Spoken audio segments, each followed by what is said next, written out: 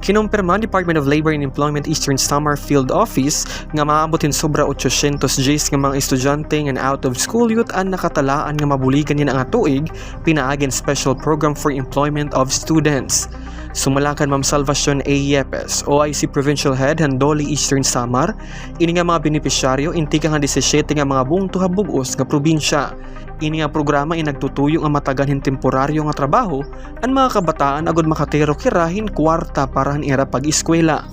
Ginpahayag ni Yepes nga naging maupay ang paglunsad han programa tungod han pakigbisog ang pakipagsumpayan han mga local government units. Haylaro man espes law ang pagbayad ang sweldo han mga kabataan in may cost sharing scheme. Kundi ini inaguuyas hin 60 to 40%, 50 to 50% o 75 to 25%. Partehan sweldo in babaydan han LGU o han kumpanya kinuha haira. Ngan may porsyento liwat hini ang babaydan handoli pinaagin educational voucher o cash nga direkta nga ihahatag ang mga benepisyaryo. So kapag gaya na ang Eastern Samar Province nag-implement yung Good for 810 SPS beneficiaries. Tanan hinihira magkatrabaho sulod hin 20 adlaw during ang era school break. So ang screening or acceptance and application and screening kung hino ang aming partner agency. It could be the LGU or the SUCs or pwede gihapon ang private companies na engagement both private and government agencies in the SPES program. Diri labas sa paghatag hin kwarta ang ginduduso hini nga programa. Sumalahan dole ang SPS and nagsiserbi nga bridging program agud mahasa ang abilidad ngan work ethic han mga kabataan. Labot lahan sweldo ang mga benepisyaryo in protektado gihapon han gobyerno.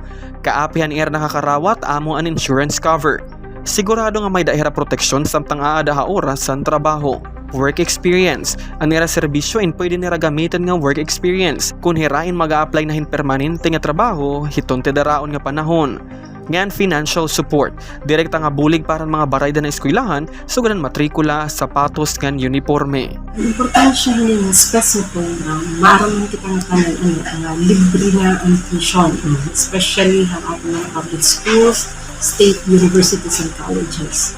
So, sige nga pag-improve ang mga policies, specifically ng SPES, nakita kasi nga ang estudyante na kinanglan niyang financial, dire na tuition, pero adlaw hiya masunod na eskwelahan. Especially kung mag-iwi pa na ang klase, na starting classes. So, ang ira nakakarawat ng sweldo, makakaayaw